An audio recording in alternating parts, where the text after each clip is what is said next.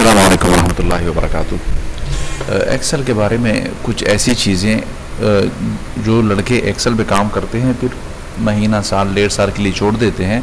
फिर एक्सेल ऐसी चीज़ है जिसकी तकरीबन सारी चीज़ें इंसान को भूल जाती है, उसके फार्मूले वगैरह कुछ भी याद नहीं रहता।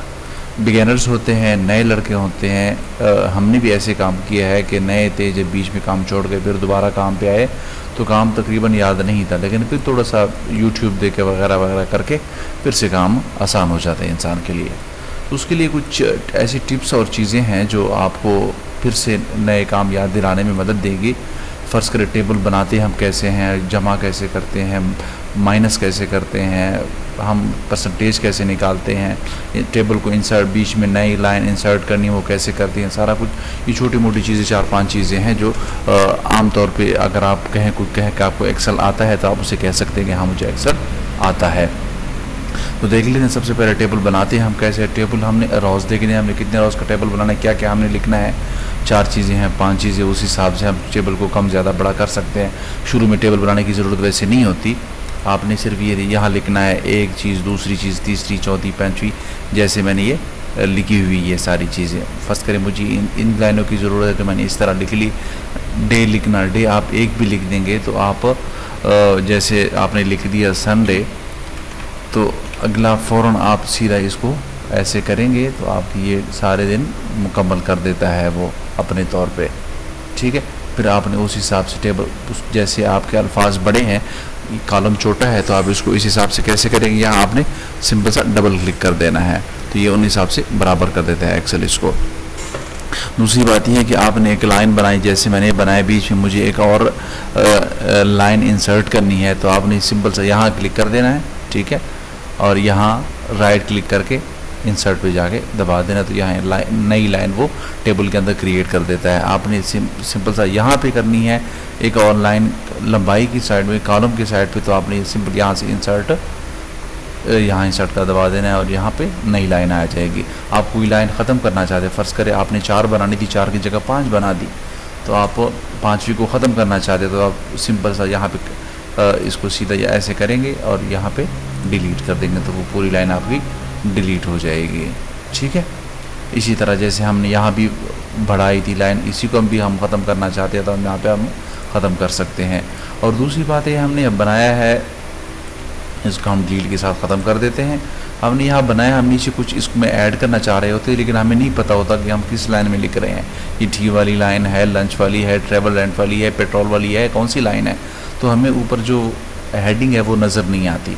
हमें हेडिंग नज़र आने के लिए हमें क्या करना पड़ता है, हम इसको फ्रीज़ कर देते हैं। फ्रीज़ हम कैसे करेंगे, हमने इस लाइन को ऐसे सेलेक्ट कर देना है और यहाँ आ जाएंगे उसमें व्यू में आके यहाँ ये देखें ना फ्रीज़, ये देखें ये आ गया, क्लिक कर देना इस पर और यहाँ पे ये पहली वाली लाइन पे कर देना है तो ये इनको फ्रीज़ कर देगा।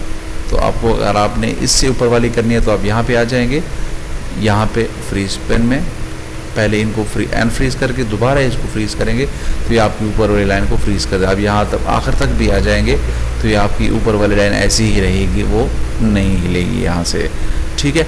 दूसरी बात ये कि आपने यहाँ जैसे हमने अदर भी लिखा है, अब अदर मुझे याद नहीं रहता कि मैंने क्या लिखा है, ठीक है। अखराजात है ये कंपनी के तो या किसी भी चीज़ के, आपके स्कूल के हैं, घर के हैं, तो आप यहाँ पे आपने कुछ लिखे तो आपको नहीं याद रहता है कि यार मैंने किस चीज़ के लिखे, तो आप यहाँ एक चीज़ कर देते हैं, रिव्यू में जाते हैं, यहाँ पे कर लेते हैं न्यू कमेंट्स पे, ठीक है। यहाँ आपके लिए बॉक्स बन जाता है तो आप यहाँ इस पर कुछ भी लिख के ये फिर बॉक्स यहाँ पे क्लिक कर दे तो ये बॉक्स खुद ब खुद ये नज़र नहीं आएगा। ये आप जब उसको देखना चाहेंगे जैसे उस पर क्लिक करेंगे आपको नज़र आ जाएगी इसी तरह कि यार ये अदर में मैंने क्या लिखा है, ठीक है। ये प्रिंट में भी नहीं आएगा।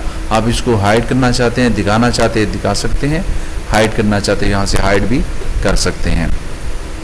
दूसरा आपने माइनस प्लस कैसे करना है, उसके लिए तो सिंपल फार्मूले हैं।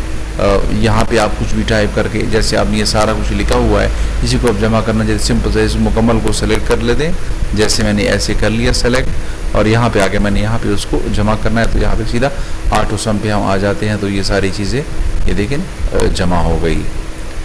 7650 माइनस करना है तो उसी हिसाब से हम माइनस दबा देते हैं ऑटो सम की जगह पे। और किसी भी चीज़ का हमने वो परसेंटेज वगैरह निकालना है, ऐड करना है, जैसे इसमें हमने परसेंटेज है 17% ऐड कर देना है, तो हमने यहाँ पे इसको सेलेक्ट करके फार्मूले के लिए हम कोई भी फार्मूला हम लिखना चाहें, पहले हम ये निशान डालते हैं, उसके बाद हमने माइनस का, प्लस का, जिस चीज़ का भी मल्टीप्लाई का फार्मूला लगाना उसके बाद हम लगा लेते हैं। हम इसको सेलेक्ट कर लेते हैं और ये देखें ना, ज़रब का निशान डाल के 70% हम आजकल GST वगैरह है उसको ऐड करना चाहते हैं तो सीधा ये कर देता है उसमें। ठीक है,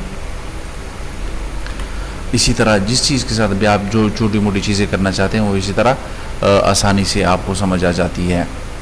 ये बुनियादी चीज़ें थी जो कभी कभार हम काम करते हैं तो हम भूल जाते हैं।